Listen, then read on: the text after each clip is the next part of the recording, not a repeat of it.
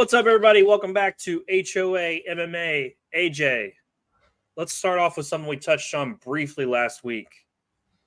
That messed up hair you had, and today you look like a different human being.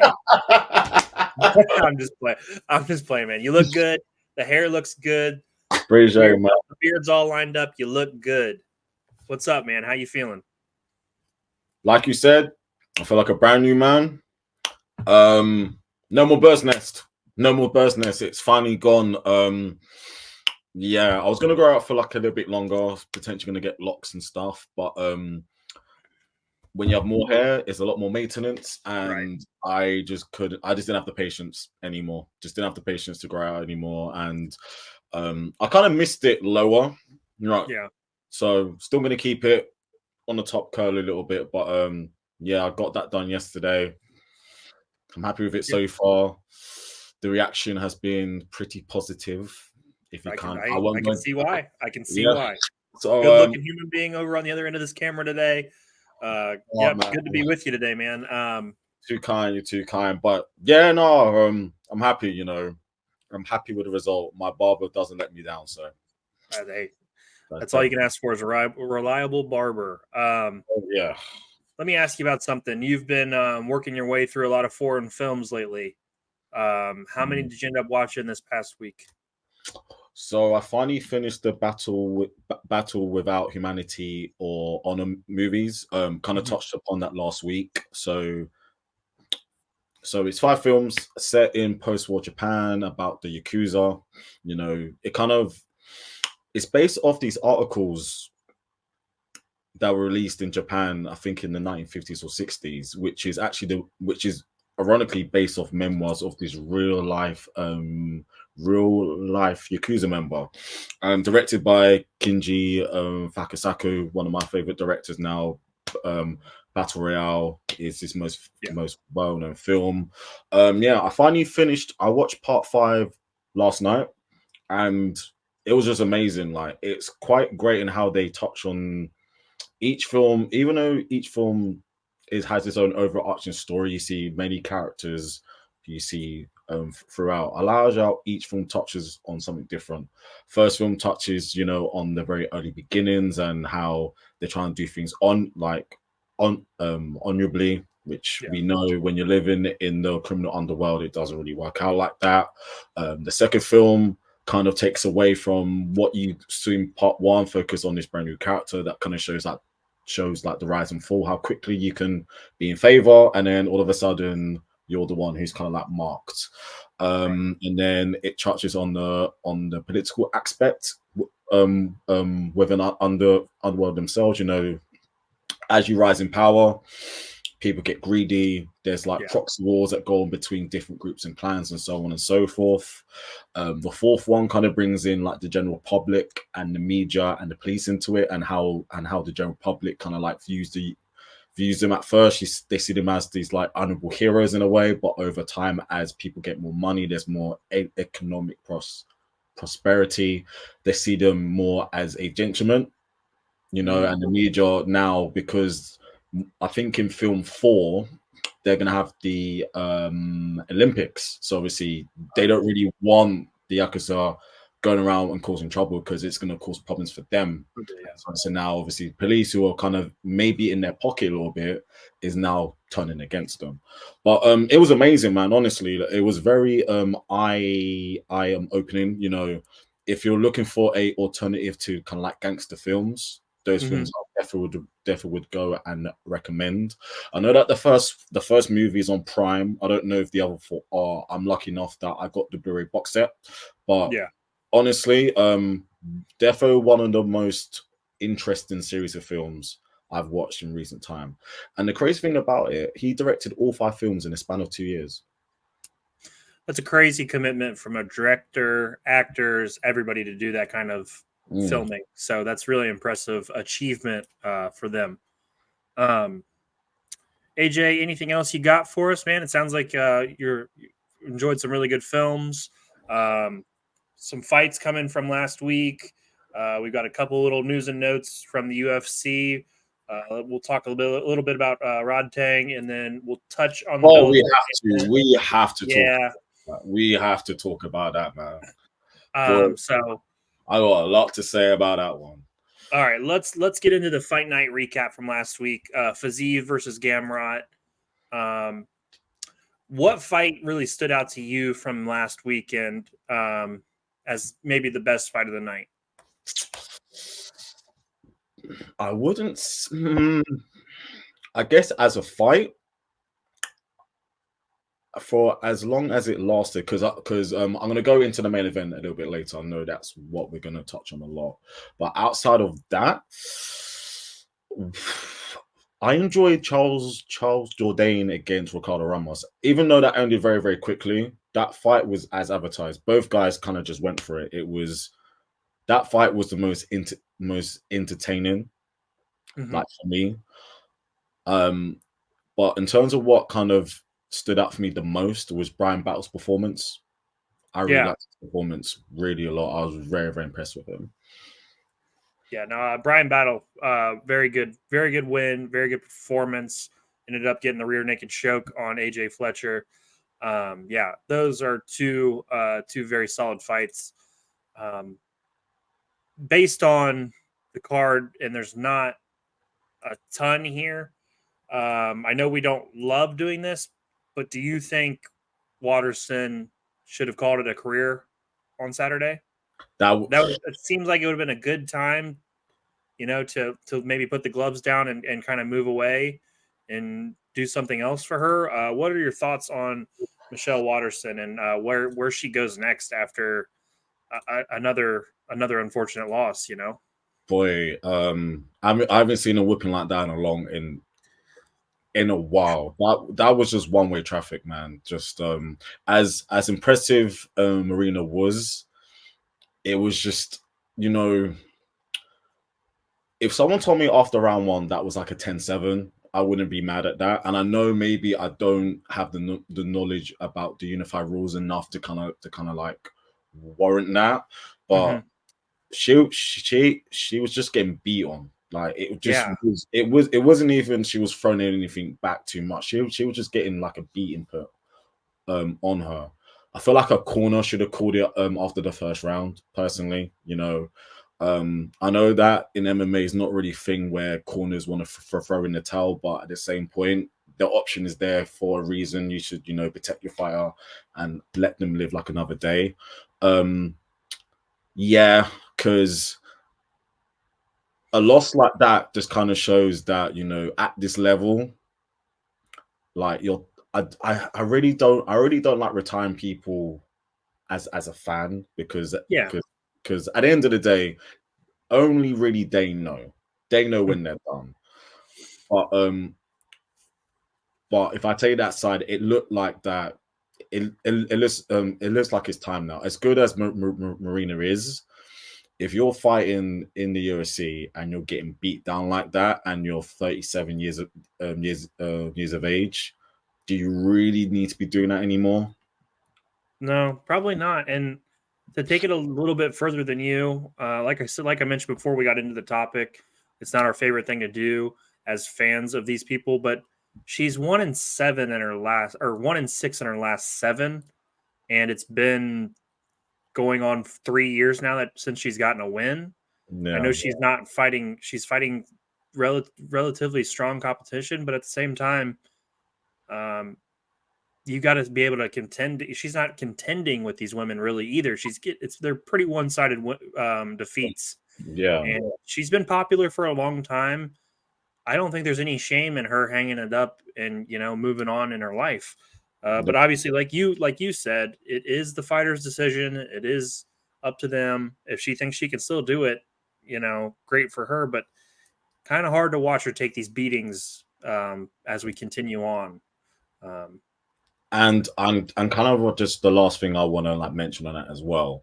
I know a lot of people are going to say, well, she's just popular, right? She's just popular and she has a name, and because of how she looks, she brings a certain fan base towards her. I mean, and I know that she's like a champion or anything, but before before she was in the UFC, she was a champion. She was a bantamweight champion, which for people who probably wouldn't know this, is literally the weight class below strawweight. So Right. in the whole time in the UFC, she's been fighting outside of her natural weight class. She's always been undersized, and she's had a solid career. Yeah, no, she's definitely had a solid career. Yeah. But then there isn't in no shame in her feeling. Do you know what? I face against people where really and truly I haven't fought at my optimum weight. I've always been undersized, and I fought against for former champions, like title contenders. Yeah, most times against those people I probably lost. But you know, if you have in their decade career within the UFC, that's something to be proud of. For sure. So let's touch on Bryce Mitchell versus Dan Eay. Impressive from Bryce Mitchell. Did a great job on the ground like we expected. I do think Dan Eay deserves a little bit of props. I mean, yeah, he got taken down 5 times, but that also means he got up, you know, a lot of times and kept fighting. He stuffed 10 takedowns if you look at the stats. Thoughts on Bryce Mitchell and Dan Eay?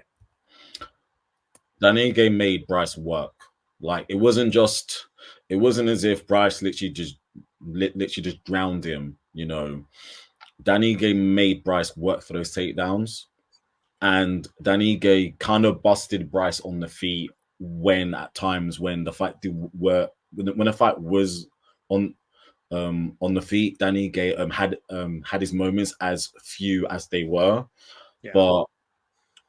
And like I said last week, and something that we've both said many times, not anyone gets to beat Dan, right? Everyone says, oh, he's probably, you know, like a gatekeeper, which is probably true in ways. But if you kind of look at the people he's actually beating him, it takes top level guys to actually get through him.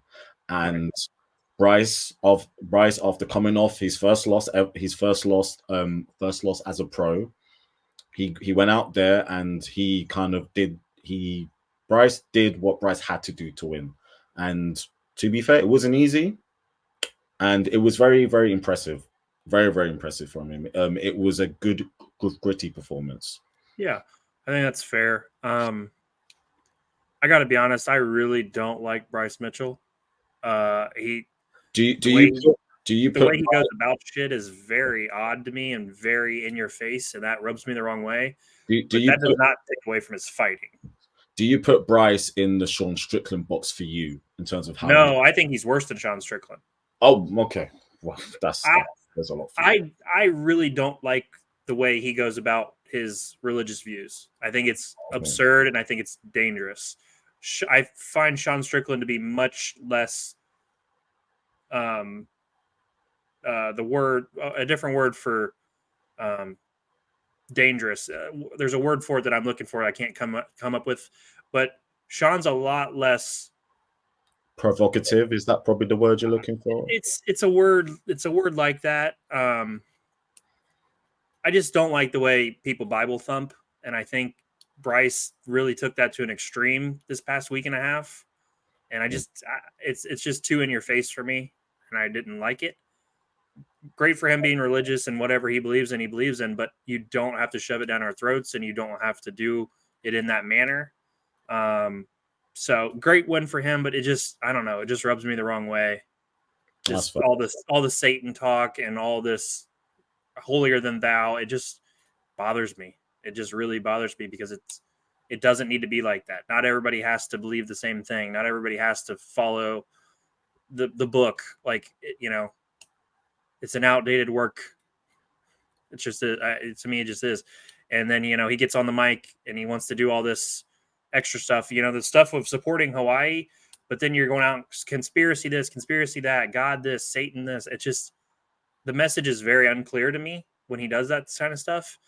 And then after watching him on Bisbing's show do the same thing about evolution, it just seems like a dangerous message when it's presented that way, and I don't like it. But the guy can fight, and that's really all that matters. It just gets amplified when he gets on that kind of platform. But if he does end up, donating to, Dan Eay's foundation, all that kind of stuff, that's fantastic. I just don't love the in-your-face religious stuff. Fair. That's a fair point. What any other fight you want to touch on before we get into the main event? Tim Means got a really, really clean little finish in the prelims. Yes, that's great for bringing that up. He was also kicking Andre's ass that entire fight. I mean, it's very one-sided when you look at the stats, and the work to the body that Tim was doing was really impressive. But yeah, that was very, very well done. And if I'm Andre, I'm worried because this is probably my third or fourth straight like KO loss. Yeah, that's gonna. Let me see what it is. It's his fourth TKO or KO loss, fourth in a row. Rough. That normally when it happens, you're kind of heading on your way out. Yeah. So if I'm him, I'm going to be very, very worried about his potential future. Yeah, which to be fair, is a shame because before that he was building a nice little 2 KO like win streak against very good opponents, but obviously as he's obviously fought up in comp, he's kind of been falling short in very bad fashion as well. Yeah, he had that nice left-handed hook TKO on Van Camp. That was really nice. Yeah. But yeah, he's fought up in competition a little bit and gotten beat up pretty bad. So yeah, I wouldn't be surprised if he's on the chopping block. Unfortunately, you don't want somebody to get fired, but this is the UFC. So let's talk about the main event. Gamrot versus Fiziev. What are your thoughts on how that ended up? You never want to see somebody get injured like that in the ring, but I think it was a pretty close fight before that happened, and I do think Fiziev was doing a good job kind of stonewalling Gamrot's takedowns. He did end up getting the one takedown, but overall I thought Fiziev was fighting a good fight before the injury. We were robbed of a fucking amazing fight because in that first round, both like if you really like MMA and not just I'm someone who kind of like watches boxing, but I like MMA because it's violent, and you don't really like the wrestling and like the grappling aspect of things. If you actually like MMA and like seeing two people who have very different styles, who are really good at their craft and see how those styles go together, that first round kind of captures that perfectly. You got Fiziev on the feet, a technician, Muay Thai, amazing footwork, good striking, good at keeping Gamrot at bay. But then also at the same time, whenever they actually engaged, Gamrot was doing well on the feet.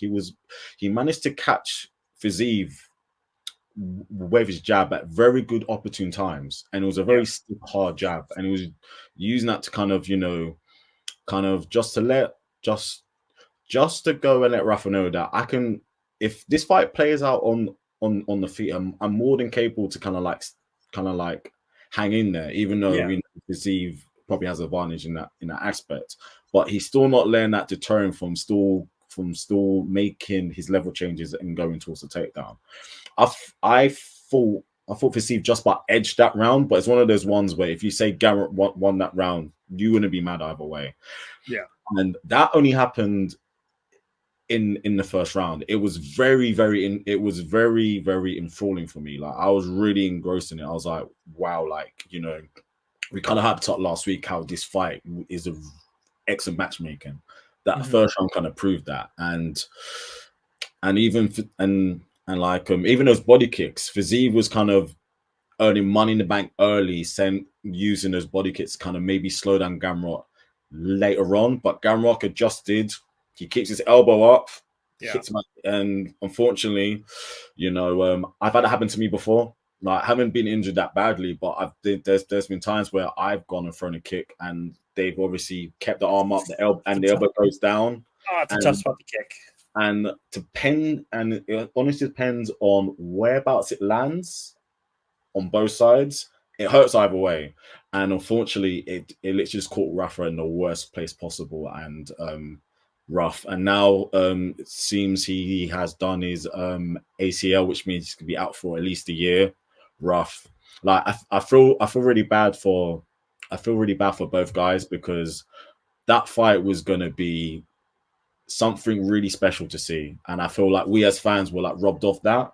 But at the same time, I feel like both guys were robbed of putting on an excellent performance on both sides. It was really, really tough to see. Yeah, no, I think you put that really well. I think that was all really well said. I do want to. Do you think an ACL keeps you out a year now? Still, I think it could make it back sooner, depending on how well, obviously you got the surgery has to take well and everything, but I think people are coming back a little bit faster. I'm hoping he can get in there maybe before a year. I don't want him to rush it or anything, but I think it is possible. It is possible, but then I kind of take into consideration as well, considering he's ranked, and when he comes back in, he's going to get like a gimme.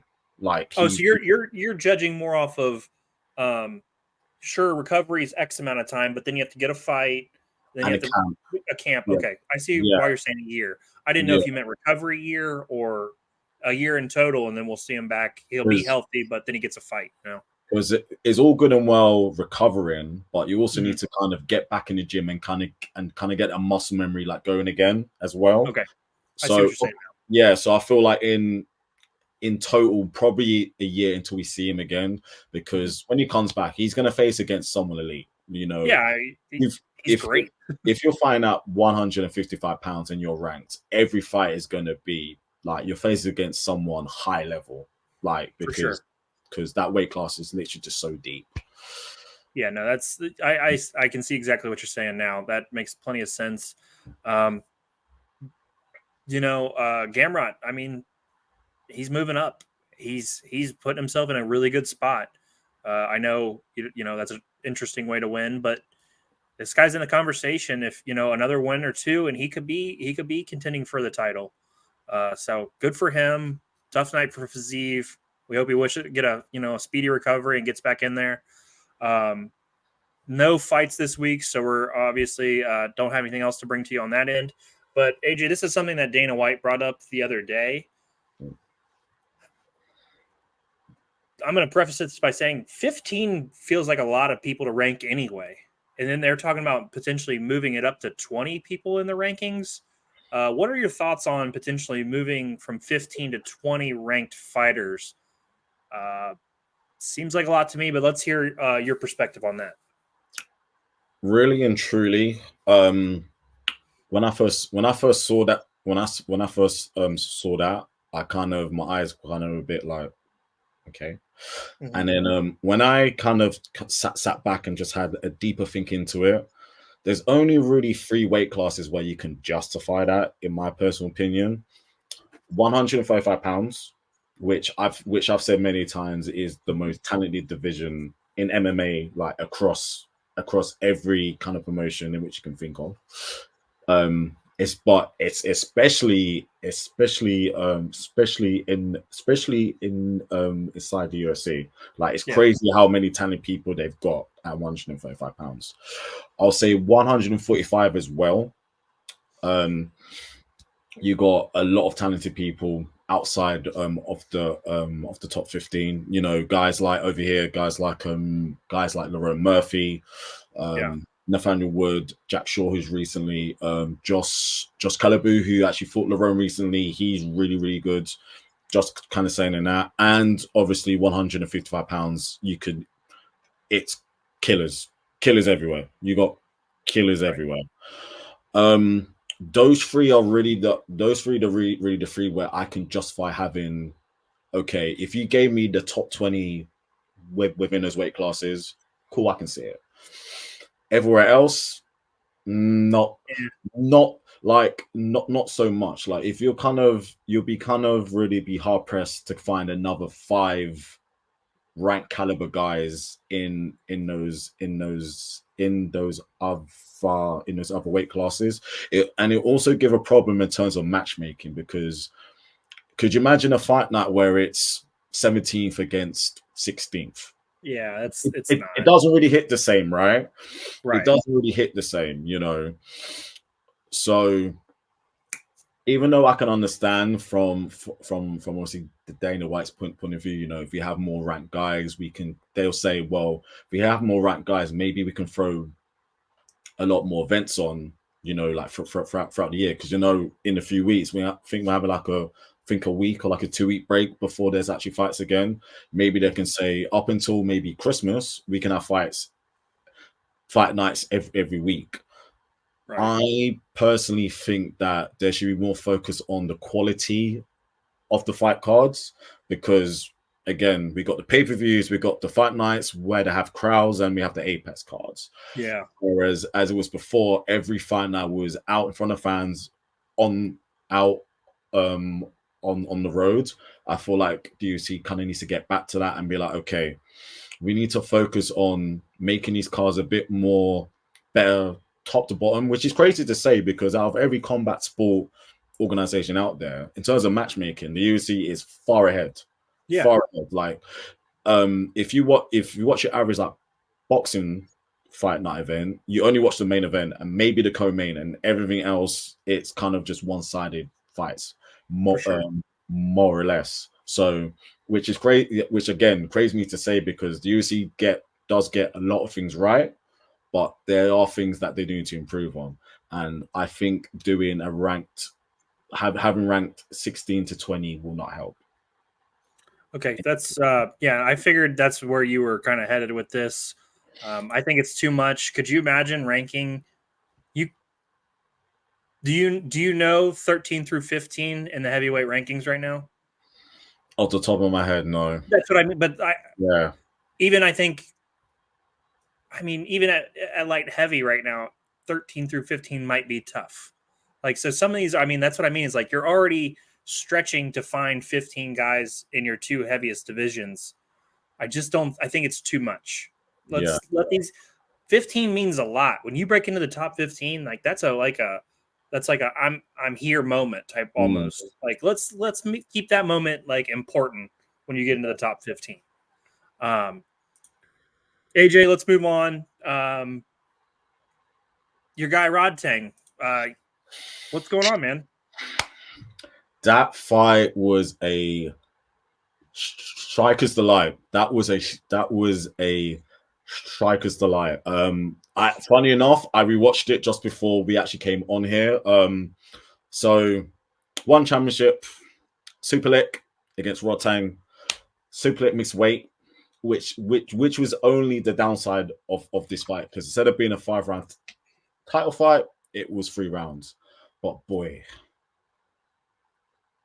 that's probably, and I don't want to like, I don't like getting, I don't like doing like FOMO and getting like caught up in the moment or anything, but that might be okay. Right now is probably my favorite combat sport bout of the year. It might really yeah, like it might be arguably the best fight I've seen across combat sports this year. 3 rounds, both guys masters of their craft at Muay Thai. Like, my knowledge of Muay Thai isn't that great. Like, I know a fair amount, but even me just watching just how they're setting up their strikes and their clinch work was like superb. Rodtang does basically Rodtang things. He comes forward and you know what you're gonna get. He cuts SuperLek in the first round with a mean elbow, blood gushing everywhere. SuperLek's kicks, which is kind of what he's known for, thunderous, literally ramming those kicks in Rodtang's legs to the body. Round 2, Rodtang gets dropped. Like I know. Even I was thinking it wasn't really like a knockdown, but in round 2, SuperLek gets Rodtang down, which is crazy considering how much shots Rodtang can eat. And one of my friends who's a bit more knowledgeable in Muay Thai kind of tells me, like, a knockdown, if you get like a knockdown in Muay Thai, that is huge on points. That's like a huge swing.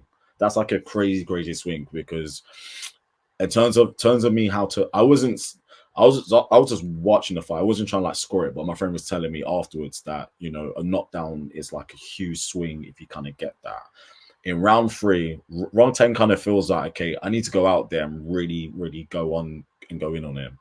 And boy, does he rise to the occasion in the 3rd round. He like, them two are just going at it like an absolute war of a 3rd round. And Rodtang puts that 3rd round was probably the best Rodtang I've seen fight. And it was literally just like a joy to watch. It was just an absolute joy to watch, you know. And I know it was marketed as the biggest Muay Thai fight in the last like 50 years or so, and I can see why. You know, probably as far as I'm aware, probably haven't seen a fight big as that probably since the 80s, when Muay Thai had a really big boom over there in Thailand at least. But both guys fought amazing. It was just the only thing I wished is that SuperLek made weight and we saw that over 5 rounds. But we know now them two have to run it back. Like, they have to run that back, because that, like, it was just, I can't even put into words how much I just enjoyed watching that fight. And it's kind of really good to see like another facet of combat sports getting shown its flowers. And it kind of sets up a big fight later on, because most likely them two are going to fight again, and the winner of that fight will probably face the Japanese kickboxer Takeru, who is an absolute like legend. Like, he is one of the most technically great kickboxers that I've seen. And he's just recently signed to ONE, and he was there in the crowd watching. So I would imagine that them two, Rodtang and SuperLek, like, they would basically run it back soon, I would hope, and the winner sets up a massive fight against Takeru sometime next year. But if you haven't watched it already, it is on YouTube. It is on YouTube. Like on, if you go on ONE on their channel, full fight, watch it. Honestly, watch it. It was incredible. Absolute incredible, bro. All right, last question on the topic of Rodtang: is SuperLek better than he is? It's like they're evenly matched, in my opinion. In terms of my eye test, in terms of what I know about striking, I thought Rodtang just edged it. But again, the knockdown probably was a huge swing. But if you're talking about in terms like skill, them two were right there, man. Them two were right there. It was close. It was close, and yeah, just again, like, fights like that kind of made me realize why I watch MMA and boxing and kickboxing and other facets of like combat in general. It was crazy chaos, but there was good technical skill involved. Like, it was just perfect. Gotcha. Okay. Yeah. So obviously, go check out the fight between Rodtang and SuperLek. Very high review from our guy here, AJ. Let's move on to our last topic of the day. We're going to touch on the main event of Bellator 299, Eblin versus Edwards. Obviously, Fabian Edwards is Leon's brother. Johnny Eblin, the champ. This is the fight you watched on the card. Go ahead and give us some background on this fight. So Fabian Edwards, as you say, is Leon's brother. He was putting on a really decent run. Last fight he beat Gegard Mousasi, you know, who was a former champ. He also KO'd Lyoto Machida, a legend, I guess. Granted, at this stage in his career, kind of a bit over the hill and quite older, but still, you know, if you have that name on your resume, that kind of says a lot. And Eblin's been dominant, you know, undefeated. You know, he kind of baby Gegard, like he baby Gegard in their fight. So it was going to be interesting to see how Fabian dealt with Eblin's wrestling. And he actually did it quite well. You know, he kind of took the similar approach of how Leon did against dead against Usman. Like you can tell, like they kind of drilled that in. You know, have that very solid base. You know, especially when he did get backed up against the cage, he was good at circling away. He was doing good on the feet, especially with his leg kicks. I did have Fabian up like the first 2 rounds, but in the 3rd round, Eblin catches him, and that ground and pound was vicious. Like those elbows were mean, were hellacious elbows. Like he literally just starched him. And Eblin has shown that, you know, as much as Bellator's probably falling down a lot in a lot of people's eyes in terms of where the MMA organizations are ranked, he has shown that there are still some top quality fighters over there, and he's definitely one of them. It was very, very impressive. Him going crazy at Leon after whatever, you know, when you're hyping up like that, like it is what it is, you know. I know there was a lot of back and forth between Fabian and Eblin, so you know, with victory comes the spoils, you know. Right, that's true. That's a good point. So, but yeah, it was very interesting to see because, you know, one guy's up and you can tell like their game plan is drilled in, but you just had that feeling because Eblin was doing okay on the feet as well, but literally Eblin had literally like one shot, he took it, he dropped him, and that was it. Vicious, very, very vicious. Question for you: with the ties to Leon, obviously, is Fabian just, do you not think he's good enough to be in the UFC, or what is? I would think with his brother being a champ here, he would be able to get at least a fight in the UFC to start his career. What's your thoughts on him not being in the UFC yet? He probably just kind of felt like he wants to do like his own thing, you know, and you know, the UFC, as much as the UFC is the Champions League, I would say, you know, it's kind of like, you know, it's kind of like the best of the best. You could basically got the most 99.9% of the best fighters in the world fight over there. I think most people would you know obviously agree, but maybe he just does want to be in his big brother's like shadows. Be like, oh, you know, you look like Leon, you fight like Leon, but you're not Leon, kind of thing. And you know, he's kind of been in Bellator for like a while, and he's kind of like he's recently had a really good purple patch of form, and he's shown that, you know, I am still a top quality fighter. Yeah, you know, I can obviously go into the UFC, but I would probably have to face against low rank opposition. But in Bellator, I am a leading contender. They'll probably pay me quite well. Yeah, that's fair. You know, but again, with the rumors of Bellator are gonna go under at some point, maybe that may free up the chance for him to maybe come over. Yeah, so, no, that makes a lot of sense. Well said. AJ, you got anything else for us before we get out of here tonight? So even though there isn't any MMA going on, there is still big fights. Big one, Canelo against Charlo on Saturday. Canelo, I don't feel like I should tell people who he is, but you know, I don't really feel like I should break that down. But you know, Canelo's defending his undisputed titles at super middleweight. Charlo's moving up 2 weight classes, who is a undisputed champion himself at 154 pounds. He's moving up to 168. You know, big time fight. Just can he beat Canelo? Your reaction says no.